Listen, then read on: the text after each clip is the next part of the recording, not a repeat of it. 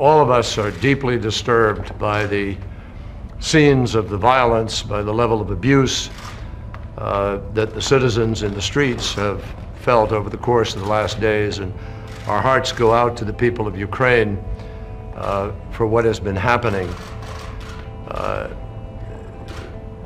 President Yanukovych has the opportunity to make a choice. The choice is between protecting the people that he serves, all of the people, and a choice for compromise and dialogue versus violence and mayhem. We believe the choice is clear, and we are talking about the possibility of sanctions or other steps with our friends in Europe and elsewhere in order to try to create the environment for compromise. Our desire is for Mr. Yanukovych to bring people together, dialogue with the opposition, find the measure of compromise, and put the broad interests of the people of Ukraine out front. We are convinced there is still space for that to happen. The violence can be avoided, and in the end, the aspirations of the people of Ukraine can be met through that kind of dialogue. That is our hope. Vice President Biden talked yesterday, I believe even today again, with President Yanukovych. But really it's in his hands to decide what the future of Ukraine and the future hopes of his people will be. And we hope very, very much that violence will be avoided and compromise will be found. Which obviously has captured the attention of the entire world. The United States condemns in strongest terms the violence that's taking place there. And we have been deeply engaged with our European partners as well as both the Ukrainian government and the opposition to try to assure that that violence ends. But we hold the Ukrainian government primarily responsible for making sure that it is dealing with peaceful protesters in an appropriate way, that the Ukrainian people are able to assemble and speak freely about their interests without fear of repression. And I want to be very clear that as we work through these next several days in Ukraine, that we are going to be watching very carefully, and we expect the Ukrainian government to show restraint, to not resort to violence in dealing with peaceful protesters. We've said that we also expect peaceful protesters to remain peaceful, and we'll be monitoring very carefully the situation, recognizing that along with our European partners and the international community, there will be consequences if people step over the line. There will be consequences if people step over the line. And that includes making sure that the Ukrainian military does not step in to what should be a set of issues that can be resolved by civilians. So the United States will continue to engage with all sides in the dispute in Ukraine. And ultimately, our interest is to make sure that the Ukrainian people can express their own desires. And we believe that a large majority of Ukrainians are interested in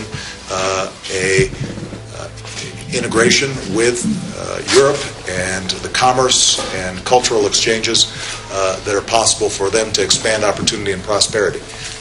But regardless of how the Ukrainian people determine their own future, it's important that it is the people themselves that make those decisions, and that's what the United States will continue to strive to achieve. You just heard the president's remarks. He had just touched down in Mexico talking about the growing, concerning situation in Ukraine. 26 people at least have died so far, hundreds more injured. What are we facing here? It needs a lot more. This is a much bigger thing. What you've focused on is, first of all, the section of Ukrainians which were involved in the events proximate in that area were Nazis. They were part of the Hitler operation in their lifetime. And these are children of the Nazis. We have to remember that there was a certain section working for Hitler, which were part of the Hitler system. They killed a lot of Ukrainians themselves, but they also killed a lot of Poles. the assassinations of Poles under Hitler were done largely by these particular Ukrainians who were part of a Nazi system. If you look at their costumes that they wear at home, the costumes of those are Nazi insignia. Their origin is Nazi. And so what you have is you have the United States government now is actually supporting these Nazis. And Nuland is one of the key supporters of these Nazis. They are still Nazis. Their record of killing Poles during World War II is enormous. This is the same people, they wear the same costumes, the same insignia, the same legacy. And by the way, you were in World War II. I should also add that. It's amazing how long you've been speaking out. Just amazing. And I know that is a part of the right-wing group being funded by the CIA. You are correct, sir. And they're trying to split between Catholic and then, of course, Orthodox is more pro-Russia. But what's the big geopolitical and why is this such a serious situation? Because it has nothing to do with Syria as such or things like that. These are byproducts of a much larger scheme of things. What we're on the verge of is World War III, thermonuclear World War III. And that's the big problem we have to try to defeat. Now, there are other problems that come in as subsidiary features of this problem. But as far as I'm concerned, as long as Obama remains president, we're in danger of being involved in a matter of, a few weeks or even days of thermonuclear war globally. That's where we are. And, my interest here on this is partly just inside the United States itself. This presidency is destroying our nation. And it's getting us into a thermonuclear war which we want no part of, and which our real military people want no part of either. There's no reason for a thermonuclear war. As a matter of fact, it will actually cause the extinction of the human species or something like that. This is a Fox News alert. I'm Brett Baer in Washington. Government forces and the opposition are going at each other in several deadly hotspots around the globe tonight. Government forces are advancing in Syria, a public showdown in Venezuela, new gun battles in Thailand, but we begin in Ukraine, where the capital city of Kiev is burning at this hour, and at least 18 people are dead. Thousands of police are doing battle with some 20,000 anti-government protesters as more than 3 months of protests reach a crisis point as you look live. Senior Foreign Affairs correspondent Amy Kellogg joins us live on the phone tonight from Moscow. Hello, Amy. Hi, Brett. Well, it is 1 a.m. in Kiev, and there is no sign that any of this is going to die down. Riot police have stormed Independence Square.